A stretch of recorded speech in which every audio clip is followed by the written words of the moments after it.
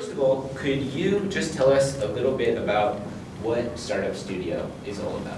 Yeah, sure. Well, first of all, let me say thank you so much to you guys for letting us come here to speak with you. The Startup Studio mission is to bring about real, sustainable change to education. We feel that education needs to change so that students are ready for a 21st century economy. And so we do this through the discipline of entrepreneurship.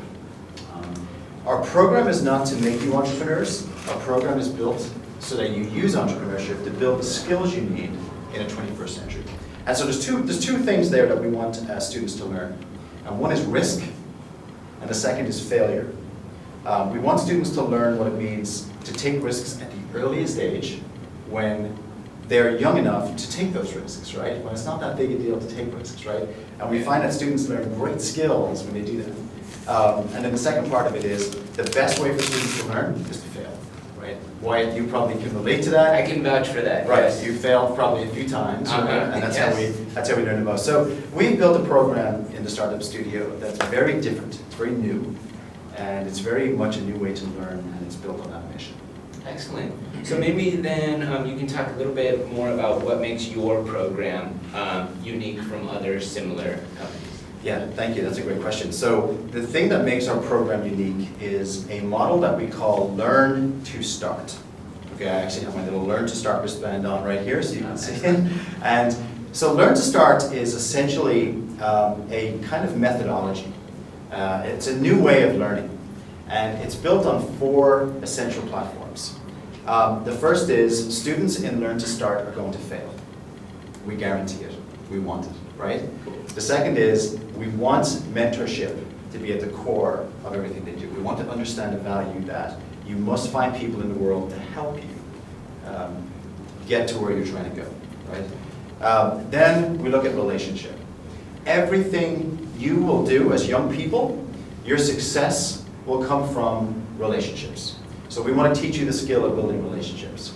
And then the last one is probably the most unique of all, and it's not very obvious in education, and that is story.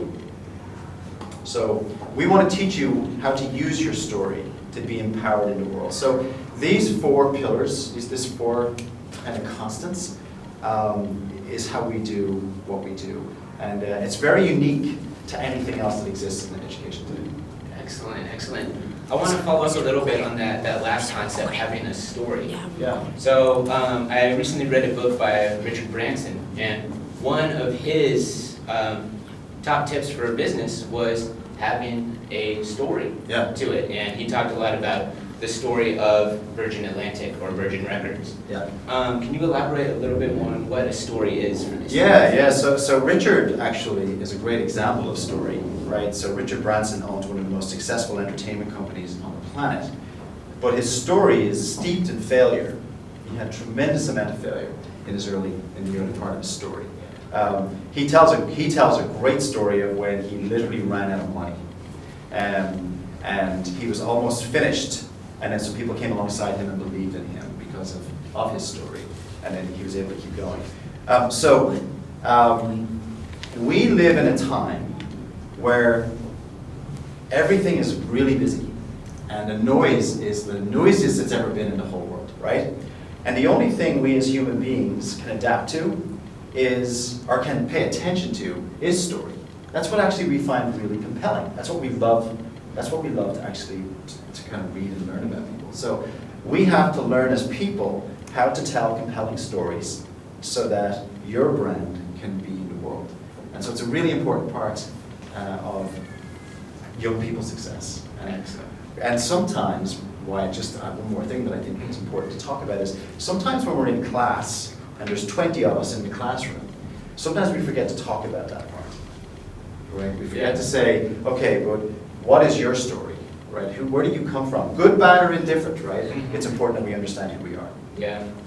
And I think that's an underlying lesson that kids at an international school are learning, that we're all approaching the same subjects from very different backgrounds, but coming to the same conclusion in life. Yeah, cool. That's great. All right. Number 3, why is business studies growing in importance today. And in your opinion, how has it changed in recent years with the internet, startup tech companies? Yeah, that's a big question, right? Yeah. So I'm going to try to give you a short answer. Okay. I think, well, first of all, interestingly enough, business has always been popular. As a subject, it's always been popular. I think more than ever, we're trying to push people into sciences. We're trying to get people to think outside of business subjects, right? However, it's still an incredibly popular subject. Yeah. I think young people want to see what the markets look like. They want to learn what it is to be in the markets. This is really important, right? So people are really interested in business, right? Sometimes we see a lot, we learn about business from a very sensational perspective as young people. We see it on TV, we see it in movies, right? So the concern, here's the concern we have, right? Our concern is that business, for the most part, is being taught out of textbooks, okay? It's very methodology based. And we're trying to come to the market to say, we really need to teach business out of absolute reality, which is learn by doing, as opposed to learn by reading, right? You really can't learn business from a textbook. You kind of have to do it, right? Yeah. So I've spent my whole life entrepreneuring. I was born in Dublin, and I graduated college in Dublin, Ireland, and then I moved to America, and I started my own companies. And I've been doing that for 25 years. And it's steeped in failure. It's steeped in doing, right? And it's where I learned everything, right? So I think just to kind of the short strokes on that question is, I think business has always been popular, but I think we need to change how we're doing it.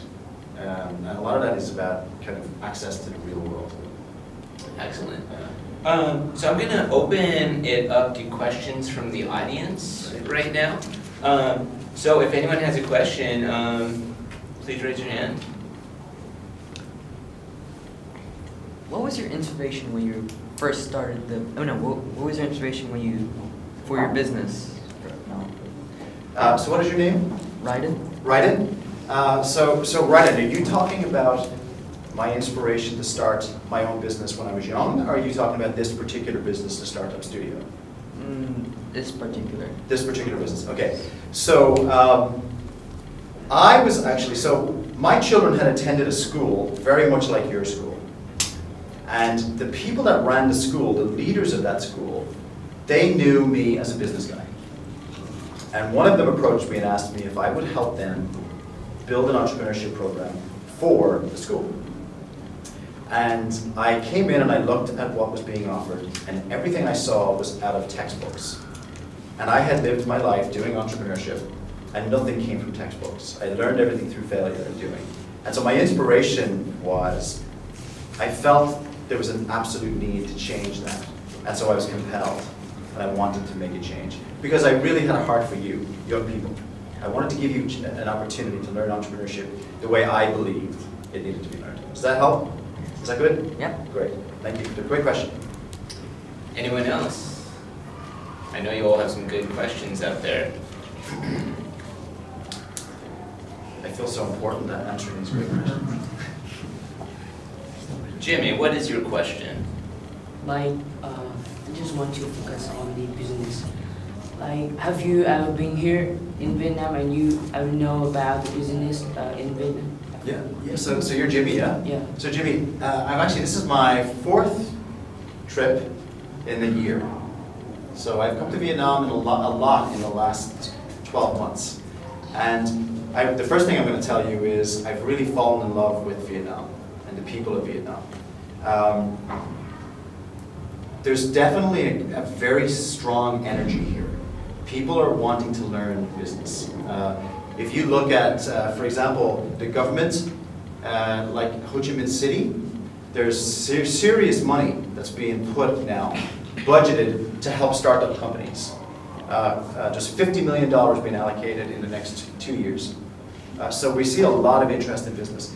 But we worry a little bit about the fact that money is not the solution to starting companies. Education is the solution, right? So what we're going to try to do for the Vietnamese people is we want to come and help you learn before you start this process of going into business. So absolutely, Jimmy, I think that there's a great mentality and there's a want and a need in Vietnam for this and for business.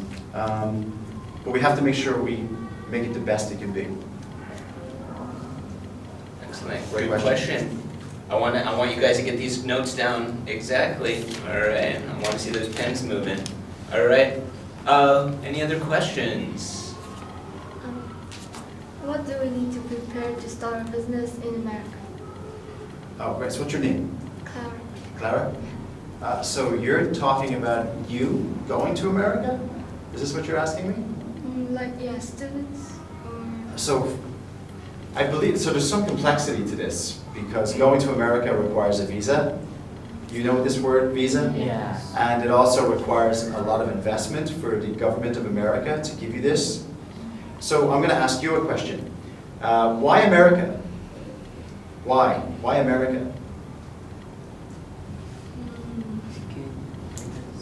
It's an interesting country, I guess.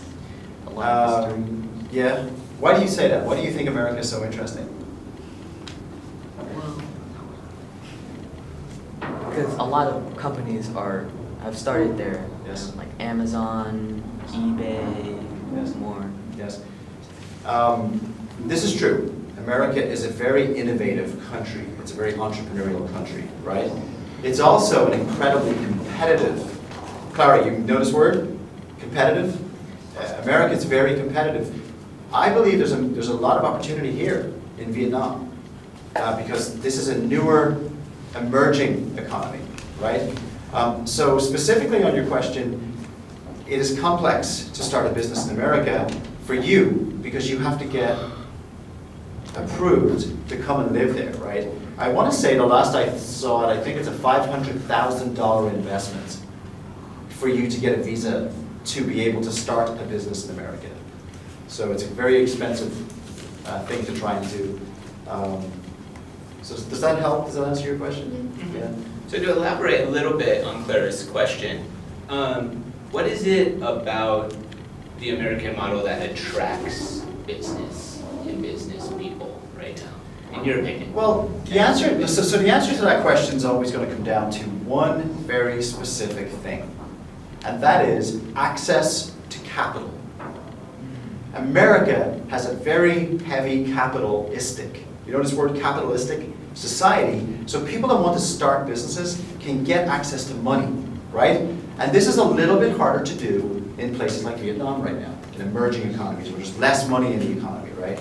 But America was also built on entrepreneurship. Okay, America was a place that people came from all over the world to make America happen. And so this entrepreneurship mindset was a very big part of how America was built in the first place. And I think these two things combined are the reason why we see a lot of businesses come from there. All right.